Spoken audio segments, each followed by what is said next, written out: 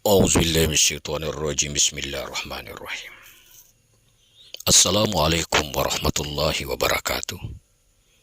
Alhamdulillah rabbil alamin. Wassalatu wassalamu ala asyrafil anbiya'i wal mursalin wal aqibatu lil muttaqin. Asyhadu an la ilaha illallah wahdahu la syarikalah wa asyhadu anna Muhammadan abduhu wa rasuluh. Allahumma salli wa sallim wa barik ala sayyidina Muhammad wa ala alihi wa sahbihi rasulillah ajmain.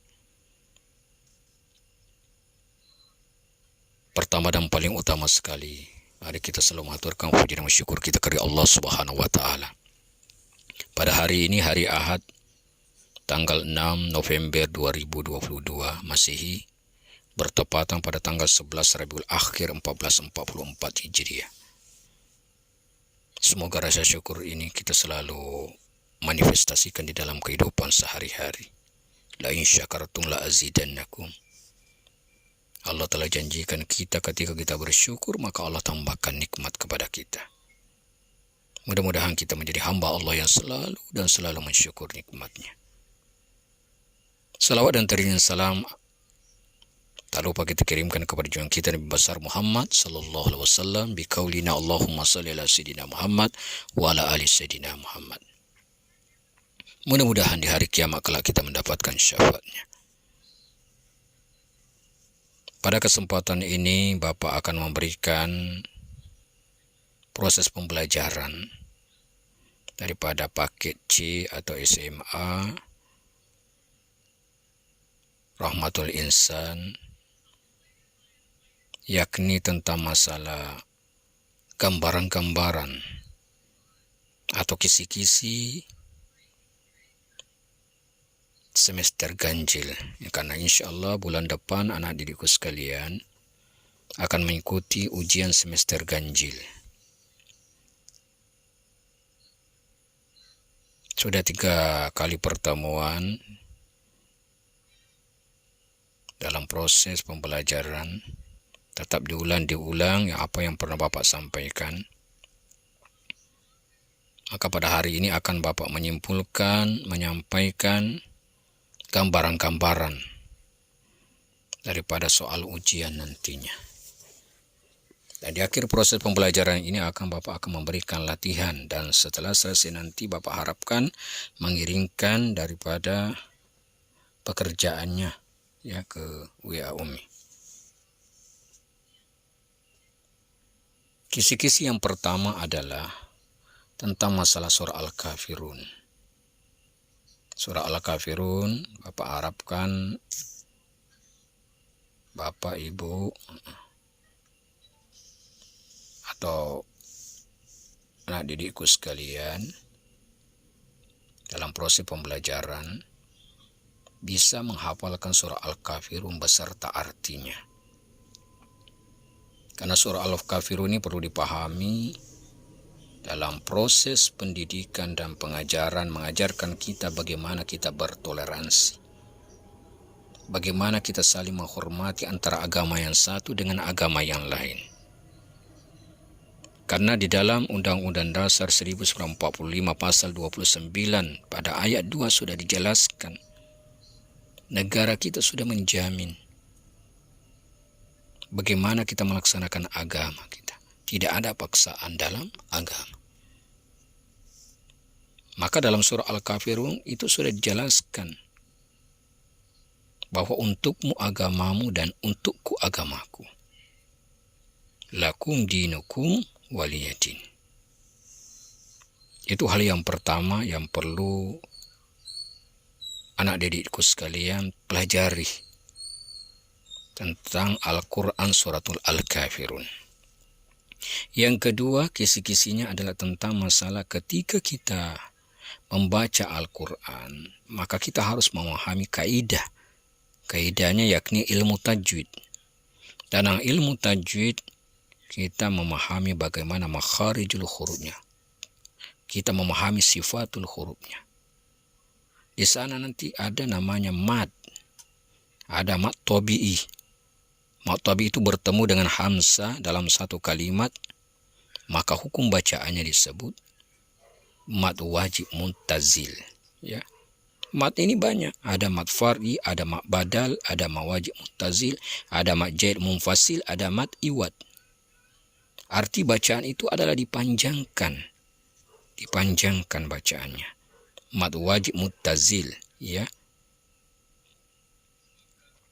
dengan bertemu hamzah dengan salah satu kalimat.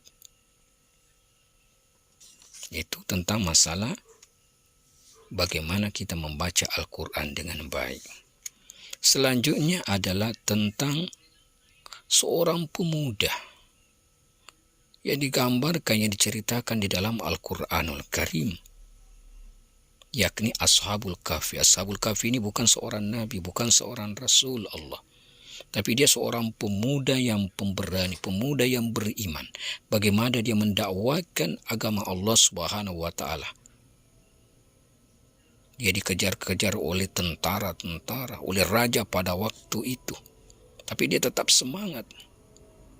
Akhirnya ia sembunyi dalam gua, maka disebutlah Ashabul Kahfi, artinya penghuni gua. Dan Allah Subhanahu wa Ta'ala menyelamatkan dia. Allah tidurkan di sana 309 tahun. Allah bangunkan dia. Mengapa? Karena dia mempunyai sesuatu keyakinan, berjuang, berjihad di jalan Allah Subhanahu wa Ta'ala. Selanjutnya adalah tentang kita harus meyakini, percayai tentang masalah kiamat. Ya, kiamat itu adalah berpisahnya daripada jasad kita dan roh kita. Itu namanya kiamat sugra, kiamat kecil, kematian. Adanya musibah-musibah, itu kematian. Sementara kiamat kubra ada kiamat besar, hancurnya dunia beserta isinya. Artinya tidak ada lagi kita untuk bisa beramal dan beramal, karena kita sudah memasuki namanya kiamat kubra. Setelah kiamat ada namanya hari-hari. Ada hari Ba'ats atau Yaumul Ba'ats, ada Yaumul Mizan, Yaumul Hisab, Yaumul Jaza. Nah, proses pembelajaran ini sudah pernah juga kita pelajari waktu kita di SMP, ya. Mengulang kembali pembelajaran kita agar kita tidak melupakan daripada pembelajaran kita yang terdahulu.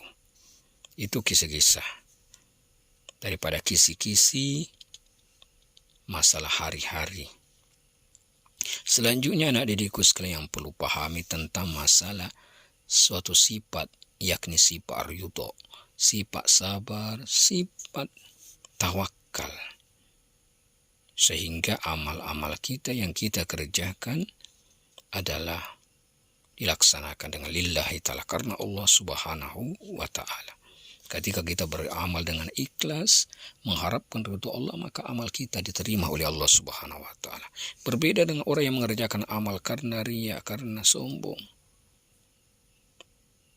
maka amalnya semuanya hancur seperti kayu bakar. Selanjutnya yang terakhir yang perlu Bapak sampaikan adalah tentang masalah pernikahan. Di sini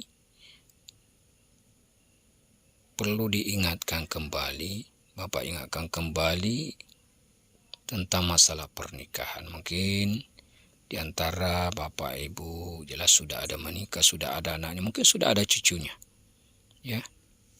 Tapi semangat belajar tidak melihat daripada usia kita, ya.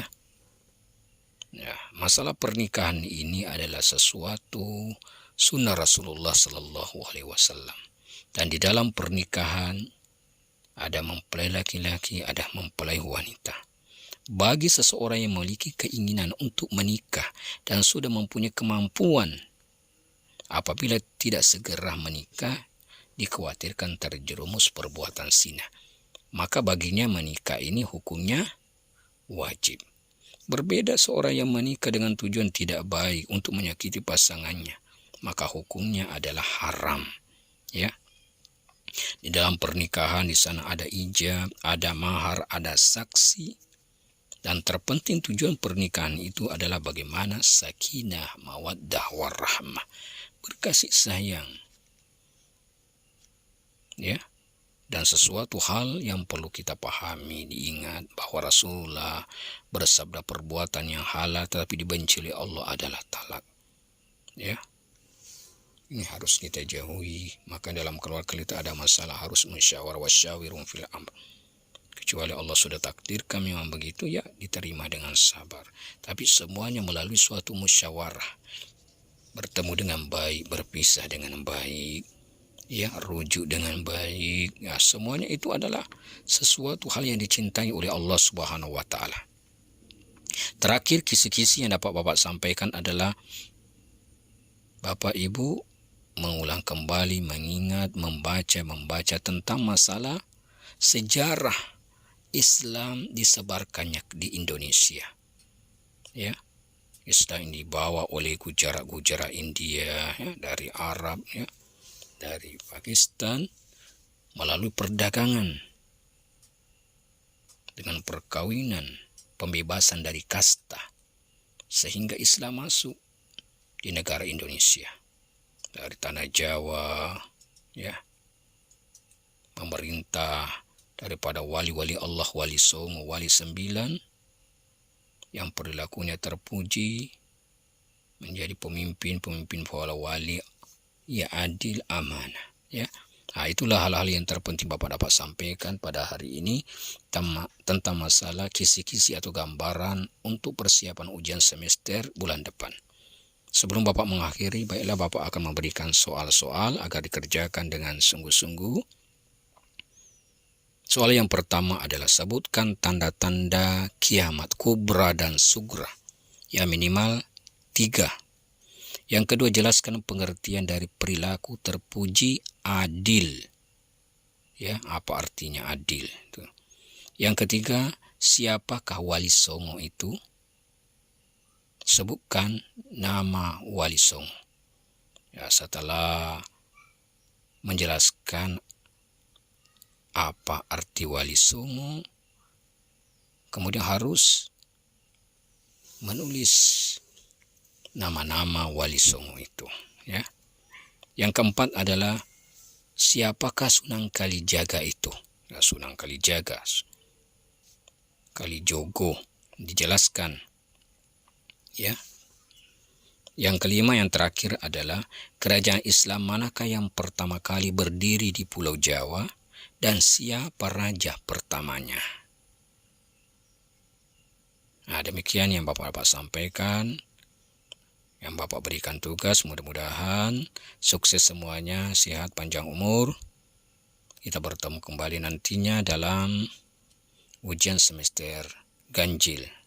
Mudah-mudahan Allah melindungi kita, merahmati kita semuanya. Lebih dan kurangnya mohon dimaafkan.